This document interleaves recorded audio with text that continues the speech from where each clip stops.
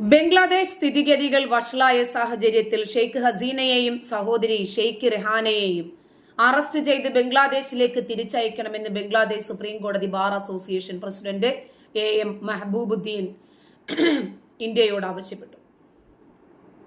ഒരു ഓഡിറ്റോറിയത്തിൽ നടന്ന വാർത്താ സമ്മേളനത്തിലാണ് പ്രസിഡന്റ് ഇക്കാര്യം ആവശ്യപ്പെട്ടത്. ഇന്ത്യയിലെ ജനങ്ങളുമായി നല്ല ബന്ധം നിലനിർത്താൻ ഞങ്ങൾ ആഗ്രഹിക്കുന്നു. രാജ്യം വിട്ട ഷെയ്ഖ് ഹസീനയെയും ഷെയ്ഖ് റെഹാനയെയും ദയവായി അറസ്റ്റ് ചെയ്ത് ബംഗ്ലാദേശിലേക്ക് തിരിച്ചയക്കണമെന്ന് അദ്ദേഹം പറഞ്ഞു. ബംഗ്ലാദേശിൽ നിരവധി മരണങ്ങൾ ഹസീനയ്ക്ക് കാരണമായി. ഹസീന നിരവധി ആളുകളെ കൊലപ്പെടുത്തിയെന്നും അദ്ദേഹം ആരോപിച്ചു. നിരവധി BNP അനുകൂല അഭിഭാഷകർ സമ്മേളനത്തിൽ പങ്കെടുത്തു.